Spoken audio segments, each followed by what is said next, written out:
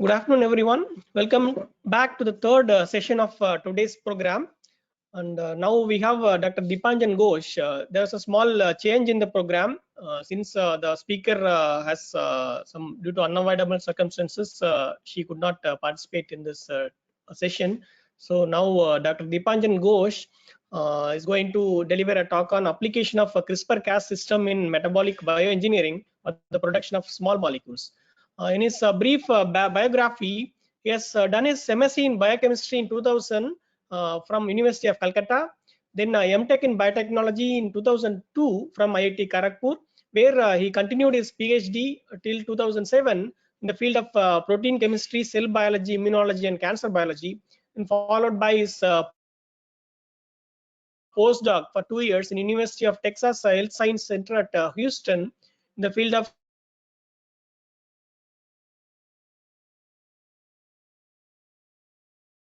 catalytic antibody and its engineering, then followed by a postdoc for 4 years in MD Anderson Cancer Center genome editing.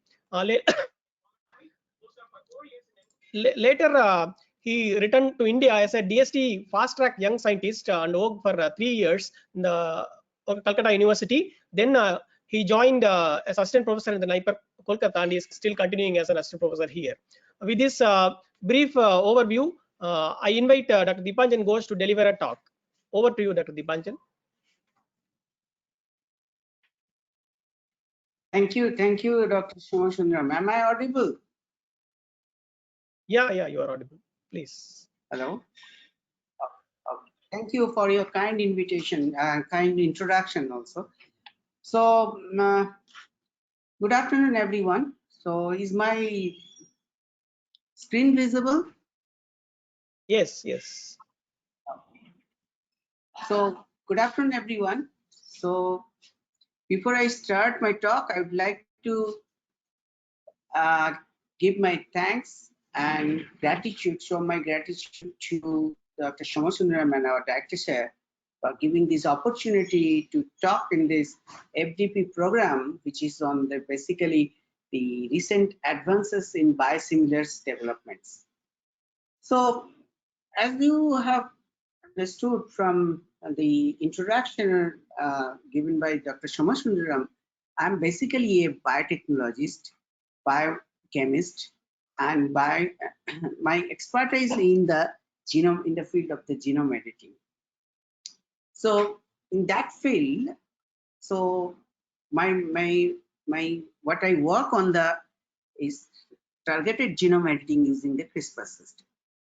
So today's talk I'll discuss how the application of CRISPR-Cas for metabolic bioengineering for the production of the small molecule. Okay, so with this, I mean, as you know, the CRISPR-Cas system has become the household name now, right? So because these two,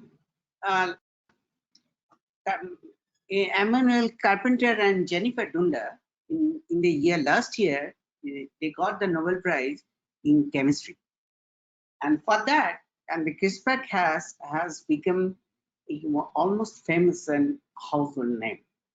So in this talk, I will talk about what is CRISPR-Cas system, how does it work, what is its advantages, disadvantages, and how the CRISPR-Cas system can be used for metabolic bioengineering for production of the small molecules or therapeutics.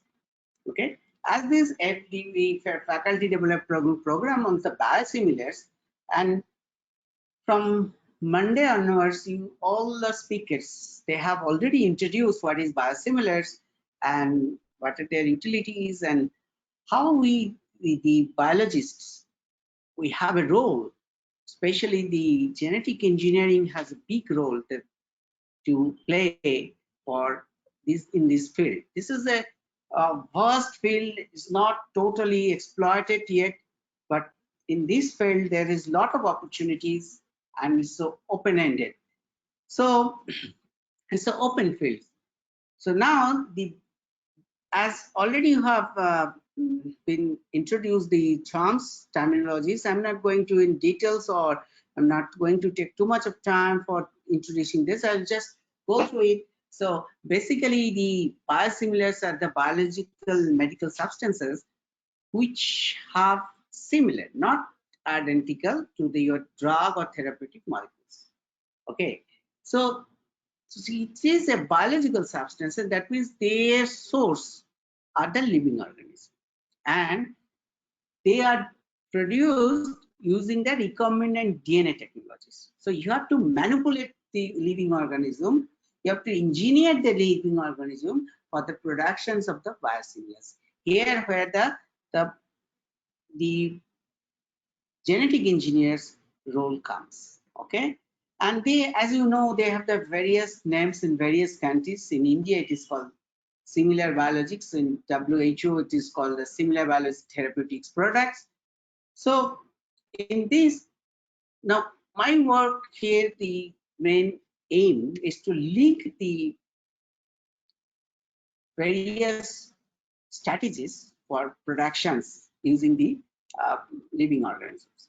So mostly how the CRISPR Cas is a new technology, how is beneficial for the production of therapeutics or production of small molecules. All right.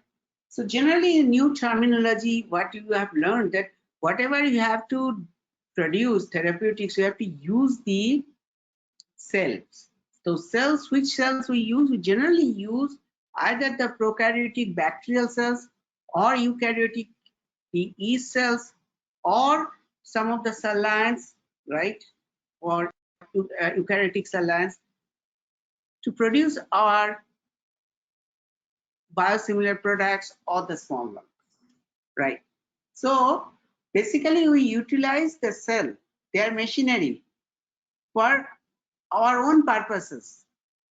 So what we do, we manipulate them, we do the engineering, and we ask them to get to produce our substances.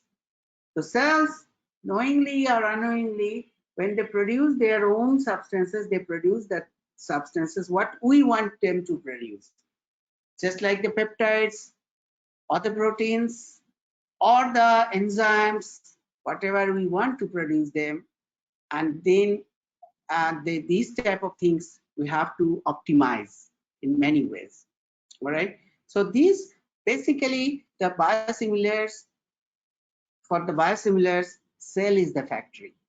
They have the machinery for producing the proteins, producing the enzymes, and we utilize this factory, we utilize their machinery, and we produce our own products. All right. So when you want to see these cell products, so you have to remember these flow of genetic informations, especially that comes from the DNA to RNA to protein, right? So DNA contains the informations, the gene sequences, and that has to be transcribed to produce the RNA, and this RNA has to be translated into protein. So this is called the central dogma of life. So what we do, we have to manipulate any of the steps. Mostly we manipulate our DNA steps, where we introduce our own gene, or we manipulate the DNA sequences in some way.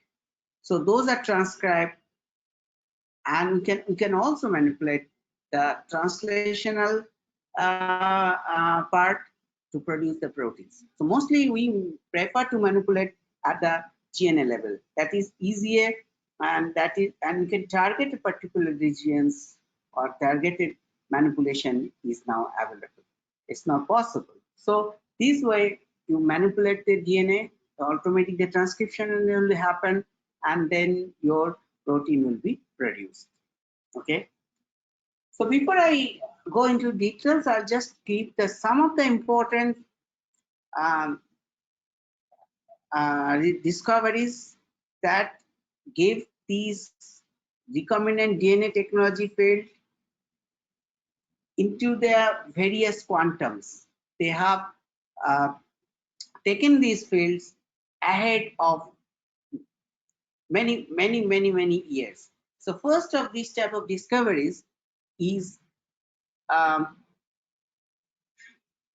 that in the Mendel's classical principle of genetics were deduced by the Mendel in 1965 on the basis of breeding experiment of bees, and he postulated that the each trait is determined by pair of inherited factors. He couldn't find out the nature of that, and now we know these factors as nothing but the gene. What is the gene is basically a sequence or a part of the DNA. Okay, gene is a particular DNA sequence that is involved in protein productions. Now we know this. So next discoveries was the DNA structures, which gave the paradigm shift in this recombinant DNA technology.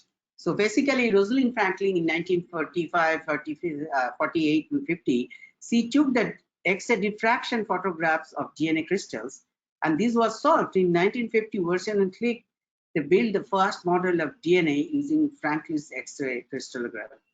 And now we know the structure is double helix structures of DNA. And this is one of the important discoveries.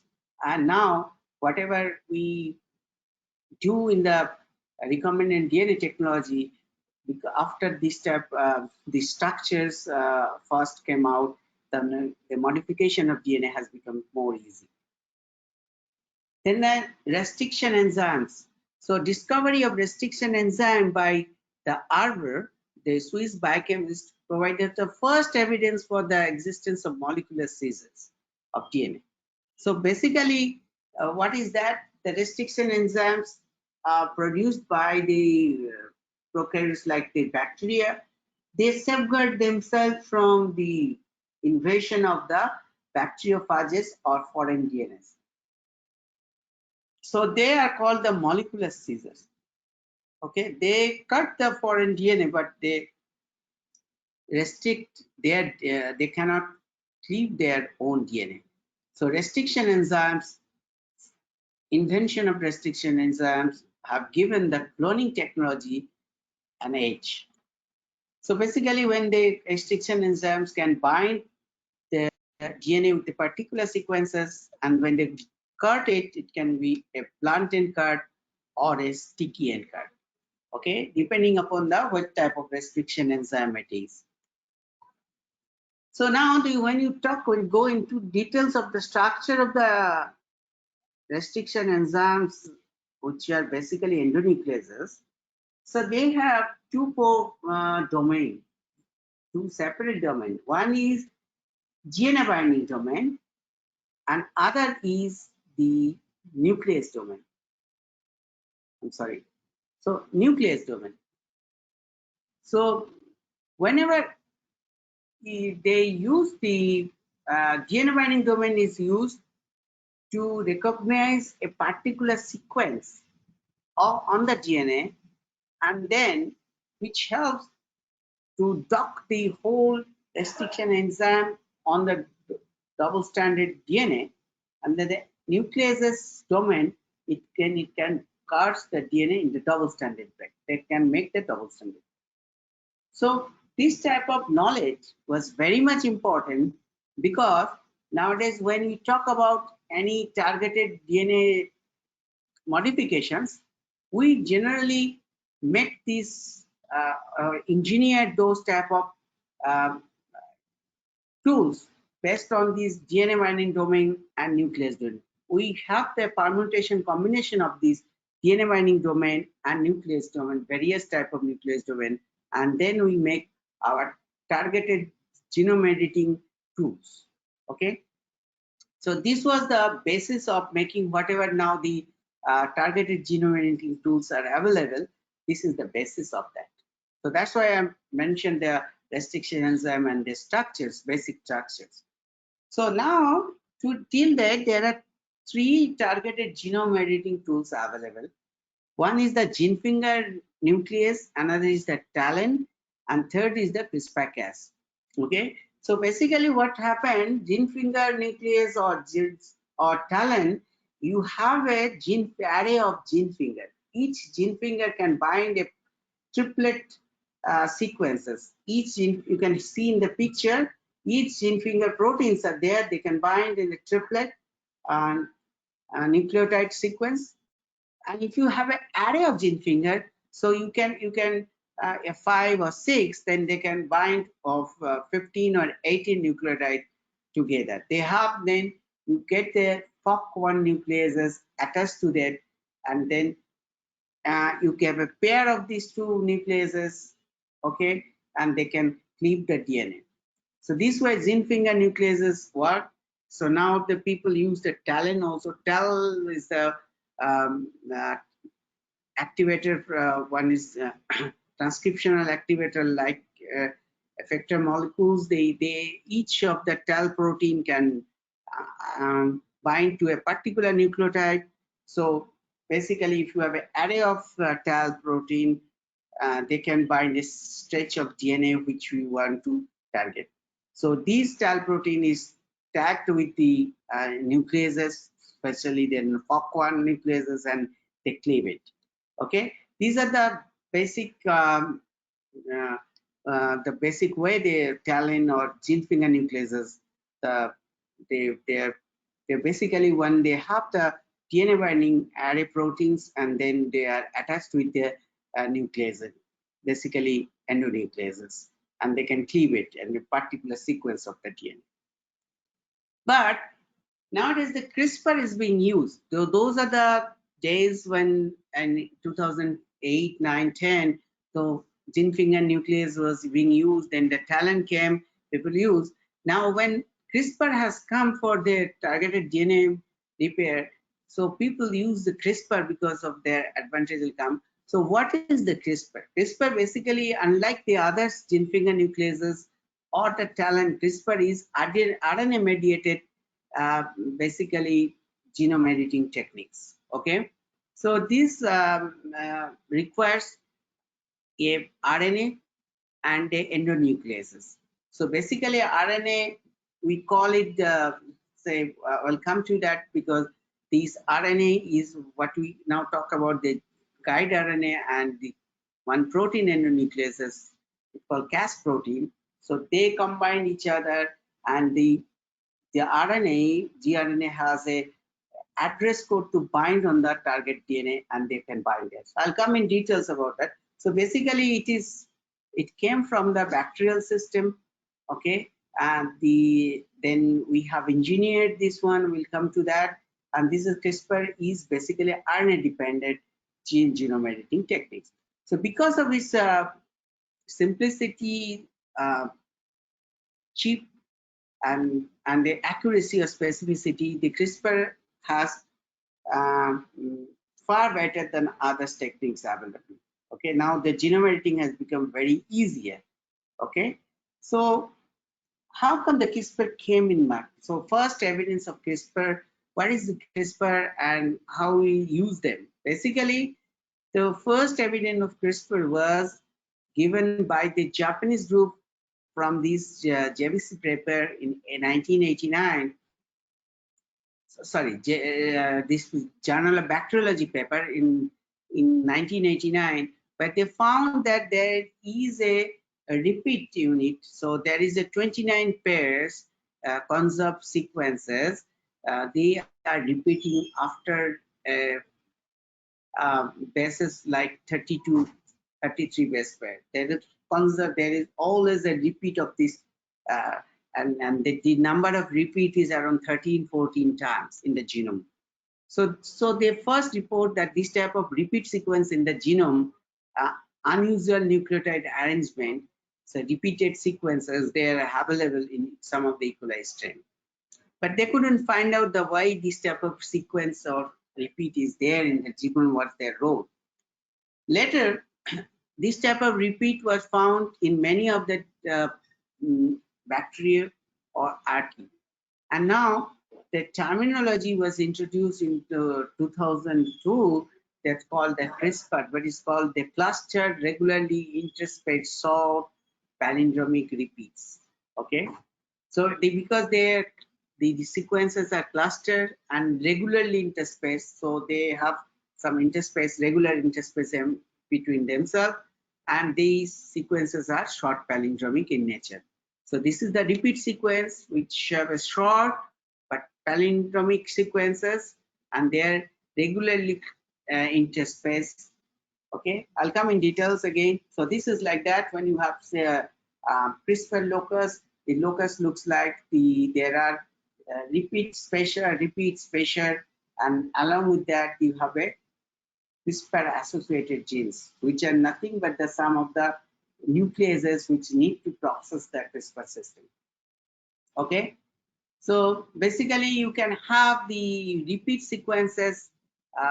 It may too many repeats, starting for 2 to around 400 repeats, mostly invariable sequence, and these sequences are short in 21 to 48 base pairs. So in the black you can see these repeat sequences are there, and the spatial, among the repeat sequences you have the spatial sequences. The spatial sequences also vary from the number, and their generally they are 26 base pair to 72 base pairs, or around 100 base pairs. Okay, they are the variable sequence.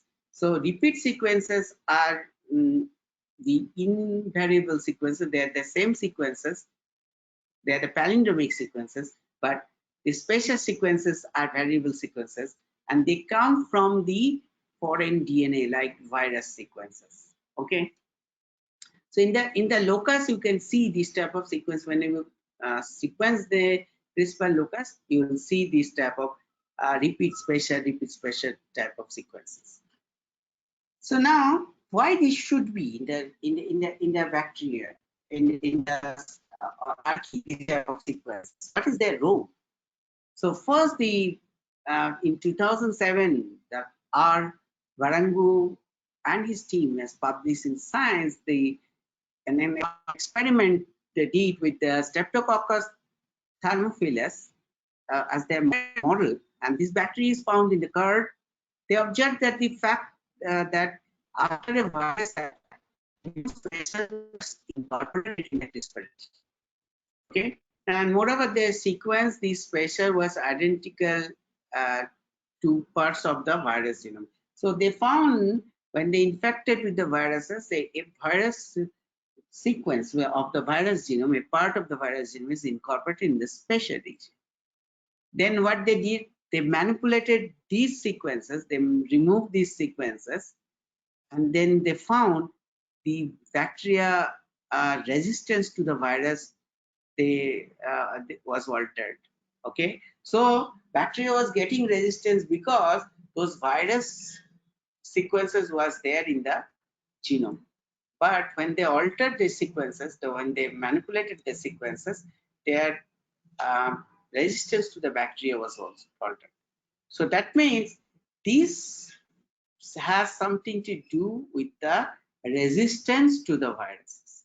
That means they give their immunity against the virus. Okay, so these are basically, say, a programmable dual RNA guided endonuclease adaptive bacterial immunity. So basically they are adaptive immunity, they are the bacterial adaptive immunity. So some papers also came, this type of RNA guided DNA endonuclease is part of the RNA adaptive bacterial RNA adaptive immunity of the bacteria. Okay, so how does it work? So the feature of CRISPR adaptive immunity, how this? So basically, I mentioned they have this has the CRISPR array. So they express the pre-CRISPR RNA, and these pre-CRISPR, along with this CRISPR, I've told already there are some Cas locus which produces the Cas proteins, which are the endonucleases. They cleave the pre-CRISPR RNA into CRISPR RNA, and these CRISPR RNAs they target the plasmid DNA or the viral DNA from which they have It's 3 o'clock. The sequence are there in their CRISPR array, and they can recognize them. So they have this acts as a memory, so they can bind to the those plasmids or the viral DNA, and they can cleave it. By this, they can get rid of the viral infections of the plasmid DNA infection, right? So this acts like this. So this acts as an adaptive immune system, okay?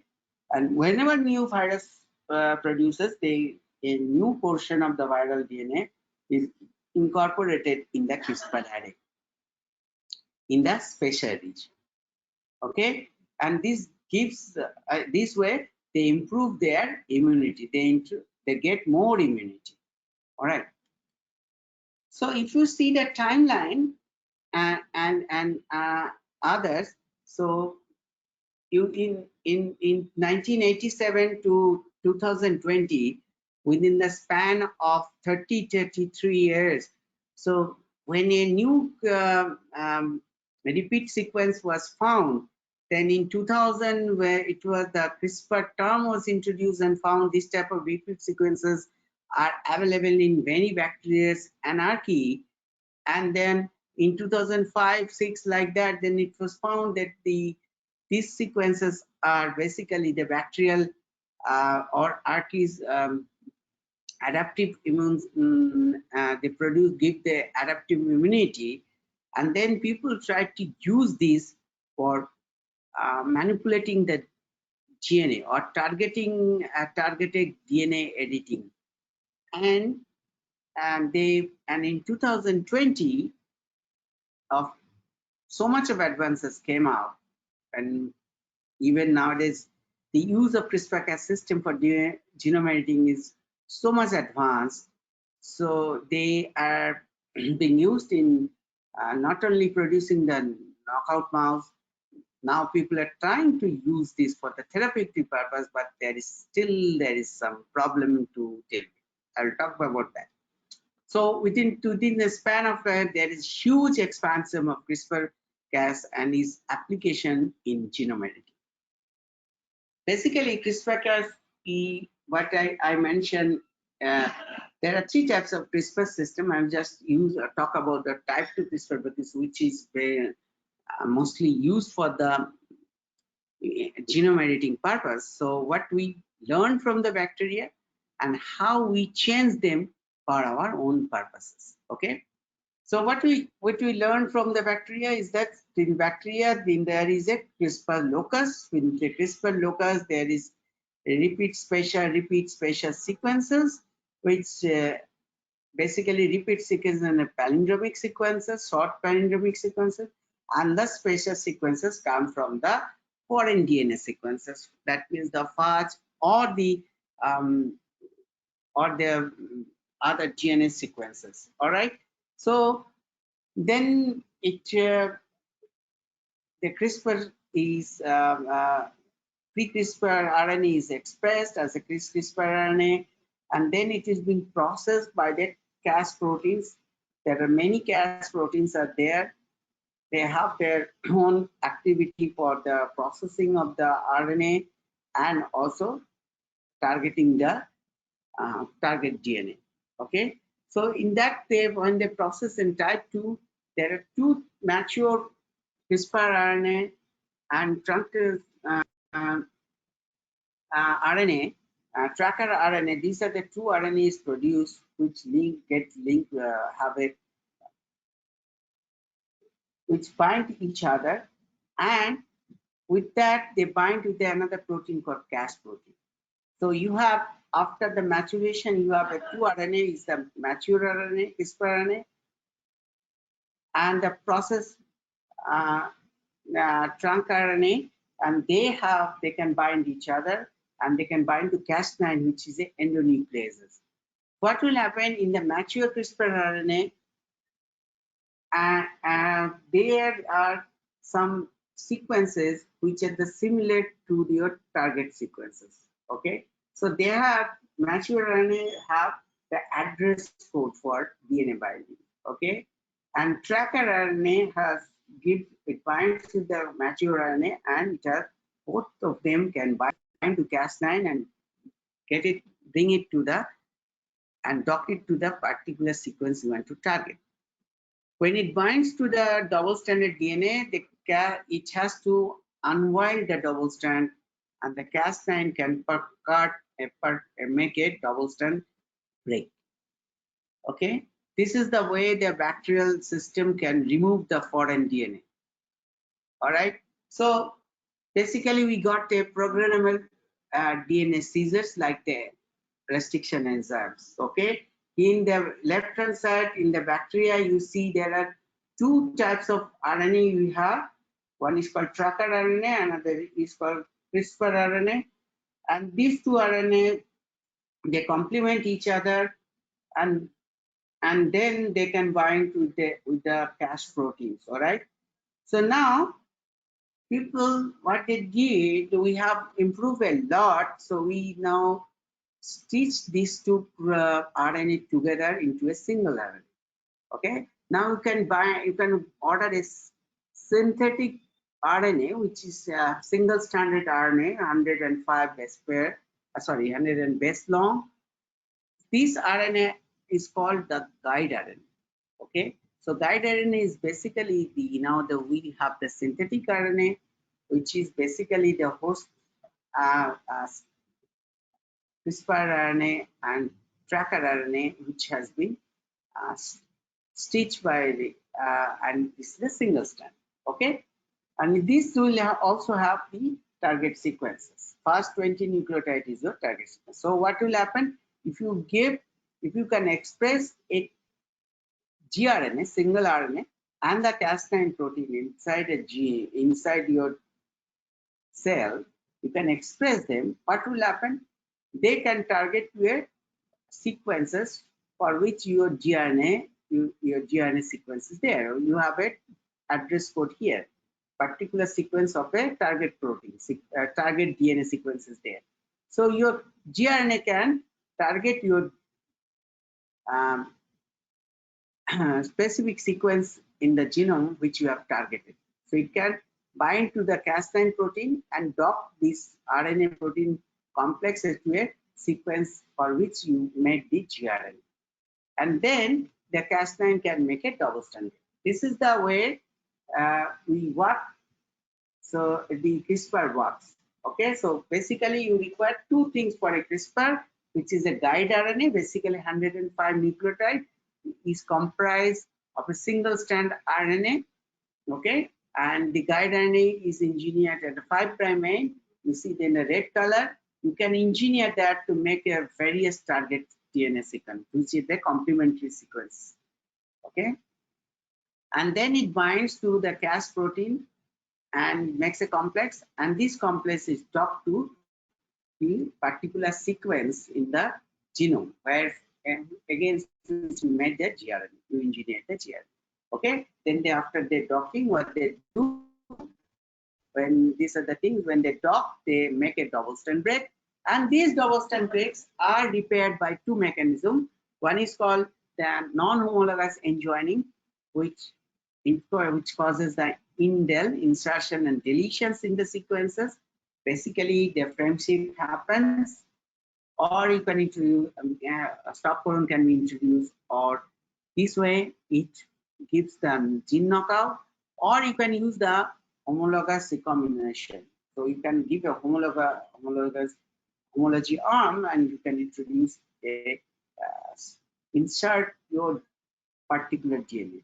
So this is more important. HR is more important when you work on the synthetic biology or work, or you can bioengineering. You can incorporate your DNA sequences in the genome in targeted way. Okay, this is the very fantastic thing of the CRISPR system, is that you can use this for your targeted genome editing, or you can introduce any sequences of into a particular target region. You can engineer it. You can engineer the gRNA for that, and using the HR, you can introduce a foreign sequences, or you can introduce a mutation or revert a mutations. You can tag a gene with your some of the JP or other things. So this is a very important use of the homologous recombinations. So when you work with the CRISPR, this is the important one. So as I mentioned, these people already are very smart. In 2012, people used the targeted genome editing using the CRISPR Cas system. 2 papers, back-to-back paper in Science in 2013 that came out. And after that, this mechanism of CRISPR Cas has become easy to work with. So what I mentioned is that basically you have to have the single strand RNA, which is called guide RNA, and the Cas9 and the nucleases. That's 2 you have to produce inside the cells. You have to clone your gRNA and the Cas9 in a vector, and you have to transcript the vector in the cells. So there's gRNA and Cas9 will be produced. Then when it produces, so they will make a complex. Okay, and when they make a complex, the complex will be docked at a particular sequence for which you made the gRNA. Okay, and then what will happen? And this, after that, there will be a double strand break. The Cas9 makes a clean double strand break, and then this will come out. NHJ happens, non-homologous engineering. That is the main repair pathway for this double strand break. Okay, and then there is called indel mutation. The insertion and deletion happens, and the repair mechanism. So mutation happens, the friendship happens. So you see the knockout, or you can use the homologous sequences. After the double strand break, these homologous sequences can be incorporated. That's a really important. I was talking about, you can utilize these homologous recombinations for introducing a new DNA sequences or new gene or like that. Okay, for genome engineering purposes, this has very much utility. Okay, CRISPR is always went to very much controversies. First was that the battle was for the patent. So there's a lot of battle, and this ultimately the Broad Institute have won the patent. And then the CRISPR babies in China, remember there is a scandal because one of the Chinese doctor, they made use the CRISPR system to get rid of basically made a twin baby using the CRISPR system, where they knocked out the HIV genes, HIV sequences, and they found that they could make a baby without the HIV baby. They got the baby from the HIV infected parents, and they use the CRISPR technology and make the baby resistant to HIV. So this is not ethically allowed because CRISPR is not yet a foolproof technique to use for the therapeutic purpose. So it was very much controversy, and probably this doctor is behind the bar now in China. So what is the problem? So basically the high frequency off-target mutagenesis. So CRISPR can make some off-target effect. So they can withstand some mismatches, 1-2 mismatches they can withstand. So if there is some mismatches, still they can have some activity. So this gives some off-target effect of the CRISPR. So until unless it's a foolproof technology, we are not allowed to use for therapeutic purposes. So because what happens, as I mentioned, this is off-target effect. So people are trying to get rid of these limitations. So these limitations, one way of dealing with these limitations is introducing the nicases. So paired nicases. What is nicase? As I mentioned, in this CRISPR, the Cas9 is the endonuclease. Okay, so it's a big protein and it has 5 domains. 2 of the domain is called HNH and RUC2. These are involved, RUC-VC. These are the 2 domains that are involved for its endonuclease activity. So it is like one domain in the N-terminal, another domain in C-terminal. Each domain is involved for cleaving of each of the strand, DNA strand. Okay, so if you make a mutation of any of the each of the domain, just like one is the D10A mutation and another the H840 mutations. So if you make any of these 2 mutations, these Cas proteins become instead of making a double strand where they can nick the DNA. So they become nickase. So if you use the 2 nickase system apart from 40 to 50 nucleotides, so what will they will make, and they are targeting 2 different strands. So there will be 2 nick apart 40 to 50 nucleotides apart. So in 2 different strands, ultimately this will be a double strand break. So ultimately this will be taken care of. So this is called pair nickase system. What is the advantage? So advantage is if you have a off-target effect of 1 nick system, so nick repair is safer. There will be no insertion deletions. So there will be no mutations. Okay, nick repair is a different ball game than to double strand DNA repair. Okay, nick repair is rather simpler. Okay, there is only the ligase will just repair the nick. Okay, but there will be a less chances that 2 sites will be very close to each other for targeting by the nickases. So that's the advantage. So you can use in the safer way a pair nickases. So basically you target 2 sequences and you target different strands using the nickases. So there will be nick in the 2 strand and those will be repaired by NHEJ, natural way. So you are incorporating nick in the not the a staggered nick of 42 nucleotides, long staggered nick. Okay, so this is the advantage of using the nick pair nickases. Okay, which can be nicks can be produced, 2 nicks can be produced to the alternative strands. But when the nick is basically paired nick is repaired, which goes to either the NHEJ or HR, like it's like normal double strand break. Okay, so always NHEJ wins the race. So once the NHEJ is preferred repair system, so what happens? So most of the cases, 80 to 90% cases, you will see the NHEJ. Only 20 to 10% cases you will see the HR, homologous recombination. So, but if you want to manipulate any DNA, you want to incorporate any foreign sequences inside, or you can introduce a foreign DNA gene to express in the sequence in the gene from the genome.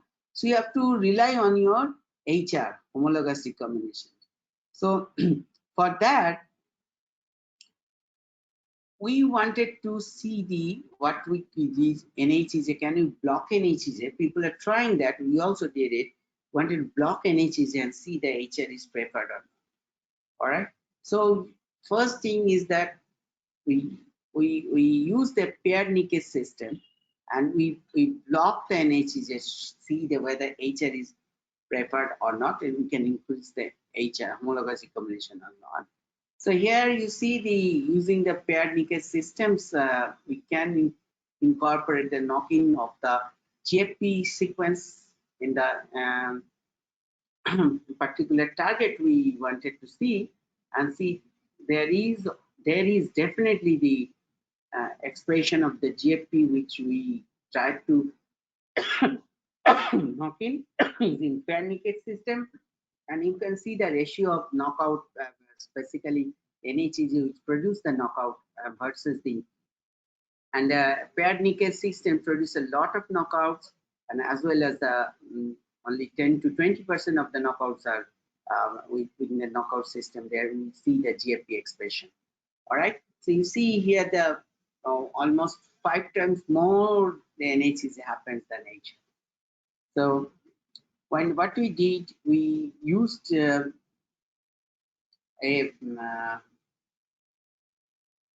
inhibitor of the NHEJ, and we used a reporter system, and we checked with the increase the inhibitor, we can increase the knocking process. All right, this reporter system is fairly simple. If the CRISPR Cas system works properly, then you will see the expression of both mCherry and GFP, and by the fact, and you see with the increasing these SCR7, which is a blocker of ligase 4, that can inhibit the NHEJ, and then we can see the high constant, the percentage of knock-in population also increase. Okay, so this is another way we try to show our that the knock-in works. Knock-in can be increased by using the SCR7, and it's inside the genome. We used we knocked in the EcoR1 site, and after that we digested the sequences, and very specifically we showed that when you use the SCR7, there is increase in the knock-in populations. Now, with this, the CRISPR also being, this is how the CRISPR works. Now we discussed in details. Now I'll discuss how CRISPR is being used for synthetic biology, the productions of some molecules. So this is the first what we know in the year of 2010, 12, like that. People used yeast to manipulate and produce the various enzymes, small molecules using the enzyme productions and all these things. So first, the success of so-called this type of synthetic biology came a production of RT machine using the engineered yeast. After that, the people have, and not only the the various companies were interested, so to invest more in the synthetic biology for manipulating the yeast. And now, so when CRISPR came, and this type of manipulation becomes very easier and very specific. Okay, so we also tried in NIPER Kolkata. We started a metabolic bioengineering program, and for using the yeast for the production of some small molecules. So here we are producing some glucalin, and we use the vector systems are always available, which produces the gRNA and Cas9 together.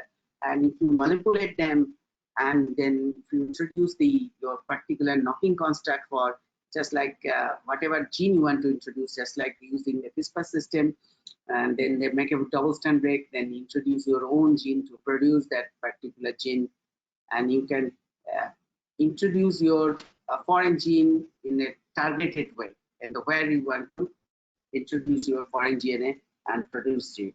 So this is the way. The advantage of CRISPR is that it helps you to introduce your foreign DNA in a targeted place.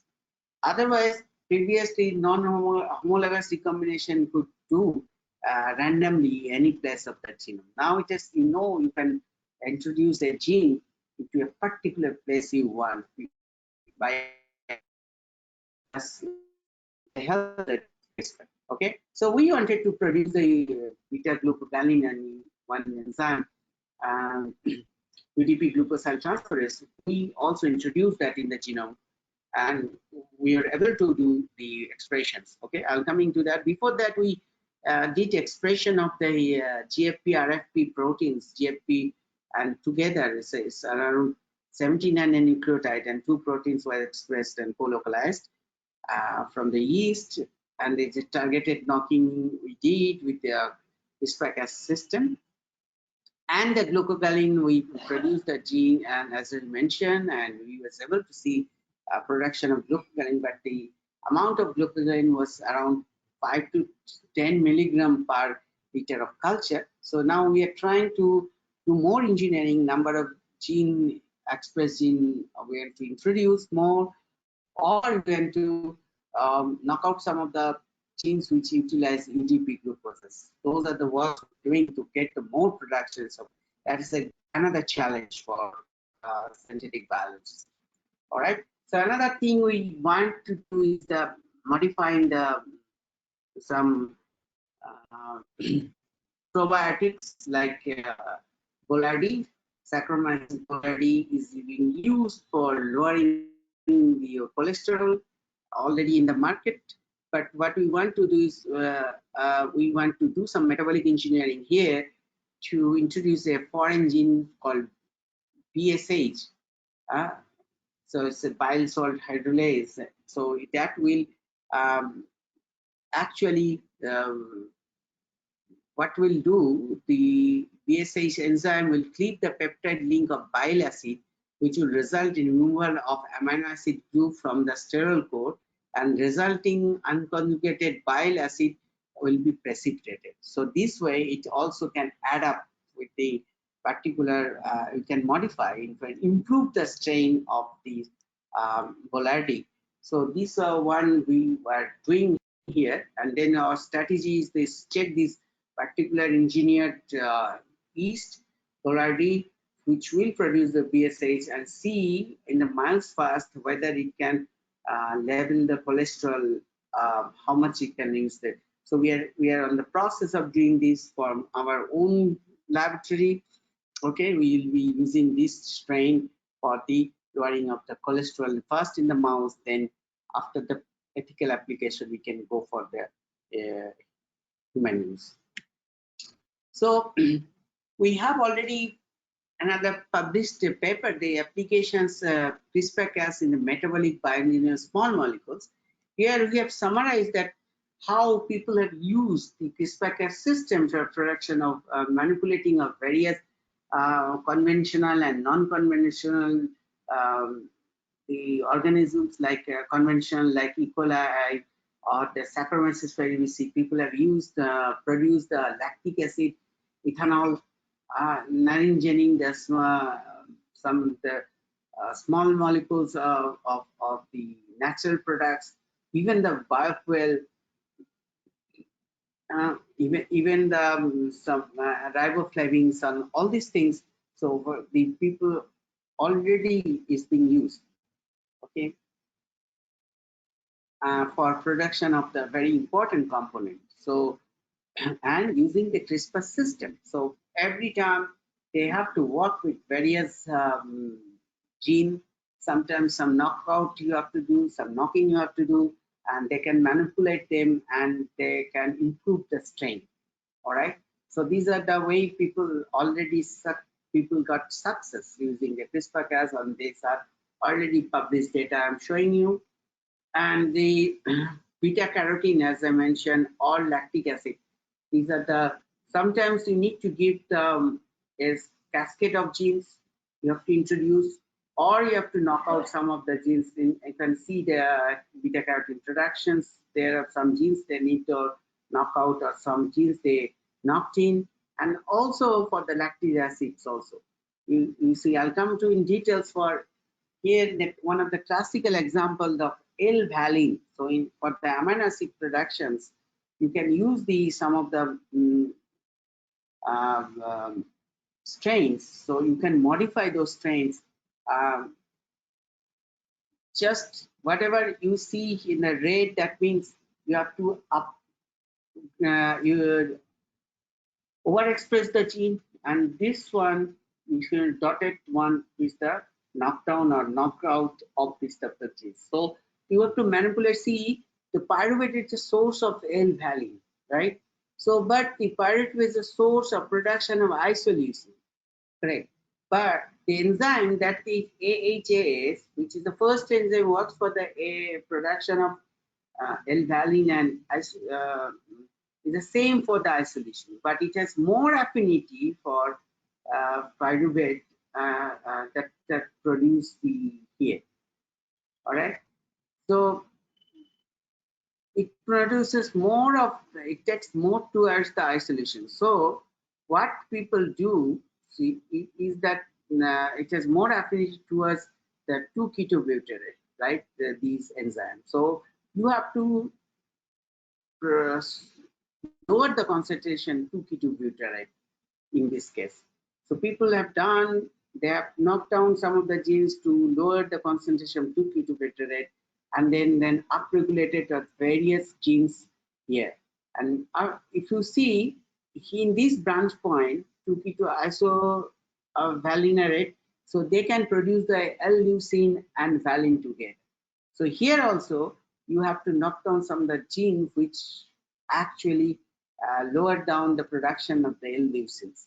So there are so many strategies you can, if you can look into them, even you can play more. So initially what the concentration people used to get of the L-valine, after being so much of these genetic manipulations, you can get now around 1,000 times more valine production. But still there are ways to improve strains, and these are the one of the important things that we need to. In India, we get a lot of the valine, we have to import them. So we have thinking, can we make this type of valine, some engineering, so that we get the most of the valine production. L-valine production is nowadays very important for us, because we need to import them a lot. So this is the one way of doing some the strategy for genetic engineering people are doing. Not only single gene they have to play with, you see the lot of gene you have to manipulate. Some you have to knock out, some you have to knock down, some to overexpress. All right, this is the way you have to play and check what happens. Ultimately your goal is to produce the L-value. All right. So now this is after the small molecules, the CRISPR also involved in production using in epigenetic modification. Okay, so what people do sometimes, if you want to knock down some of the gene, regulate down regulate some of the gene, what people do, they use the enzymes that are involved in methylation, either the DNA methylation in the CPG island or the histone methylation. So you use a decastine. By the way, the decastine is the dead castine where you have the they these are the two mutations, both the H10 A and D H840A. Okay, so these two mutations, they basically dead castine because they can bind here, because they are in, they cannot cleave the DNA. Okay, because of these two mutations. So what will happen if you use the gRNA along with the decastine, dead castine, they will bind to a particular sequence close to your particular sequence, close to where you want to do the methylation, histone methylation. And these decastine is attached with the crab protein or DNMTA, which are involved. One is involved in the histone methylation, another involved in cytosine methylation. So in this way, you can introduce the methylation in the genome, and this way you can downregulate. The other way you can do the other things is that you can do the acetylations also. You can do the histone acetylation and and demethylations, okay, of the at the CPG island. Then you can upregulate some of the genes. Okay, this one. Another way of doing the upregulation is so giving a some of the transcriptional factors, which is a recruiter of transcription factor, which will recruit the transcription factor and you target the just before that promoter region and the decastine. So what will happen? There will be a lot of transcriptional recruiter will recruit the transcriptional activation. So this will increase the transcription level because you are increasing the transcription activators either by antibody tag or by some recruiter, right? So these are way you can manipulate playing the transcription Sometimes you can increase it, sometimes you could decrease it. Okay. The another important is that the CRISPR is the CAR T cell engineering. Okay. So it's basically what is CAR T cell is basically wherever you have that cytotoxic T cell, where you have the T cell receptor, people manipulate this T cell receptor using the antibody sequences of the particular tumor antigen. So it is the antibody sequence, monoclonal antibody sequences of against a particular tumor antigen. So you make a CAR T cells receptors where you have a basically these antibody sequences you put there, monoclonal antibody sequences you put there. What will happen? This will now target only the particular cells which produce this antigen against which you have this antibody.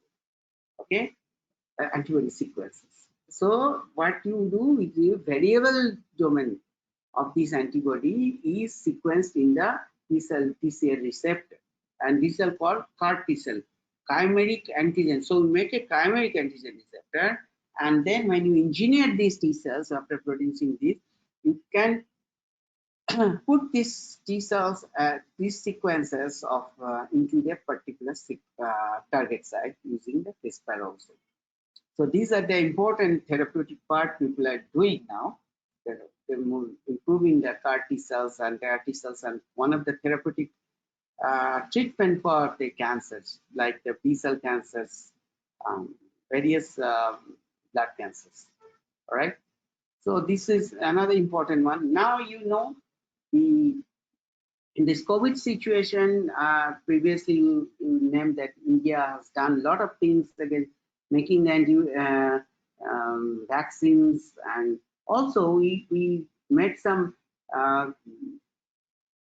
kit for quick detection for the coronaviruses, and this is called Feluda kit, which is basically CRISPR based. It's where you use the Cas12 proteins.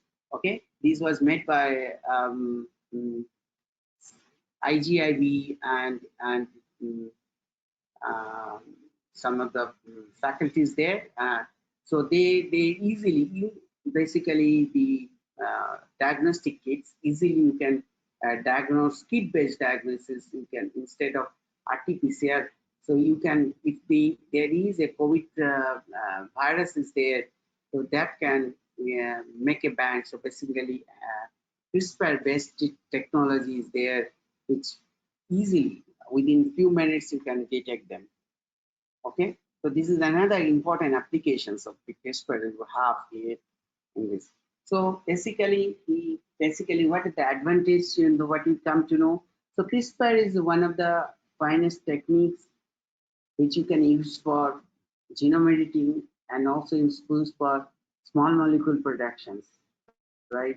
So basically they can improve the existing technology for the therapy or therapeutics productions. You can improve the drug targets and test for the drug candidates also. Okay, so with this there is immense application. I just touched upon a few of them, and I just wanted to show how CRISPR can be used for productions of some of the molecules that people are using, like the amino acids, like the ethanols, like the lactic acids, and important biofuels, and it has been used for many small molecules also. All right. So with this, I think I stop here, and again thank organizers giving me the opportunity to talk. So I'll be happy to answer if you have any queries. Thank you. Yeah, thank you very much, Dr. Dipanjan, for sharing your expertise and deep knowledge on this CRISPR-Cas technology, which can be applied for developing these biosimilars. I request audience, if you have any questions, please put it on the chat box or questions column.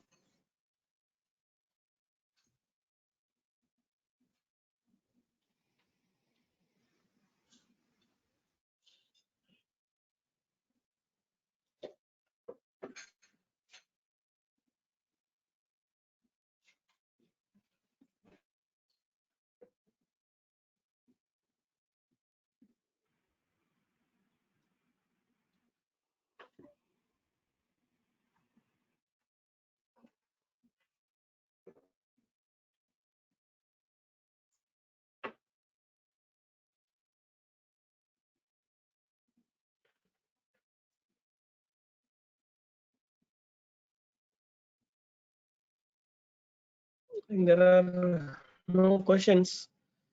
Okay, That once again, thank you, Dr. Dipanjan. no question means everybody understood or nobody understood. Otherwise. Anyway, thank you, Dr. Somashan, for giving the opportunity to talk here. I hope I could explain the basic system of CRISPR-Cas and how they are being used for productions of small molecules and biosimilars, and the therapeutic use of the CRISPR. Yeah, thank you. Thank you. And with this, I close this session, and we will meet again tomorrow at 10 a.m. for the 5th day program. Thank you all.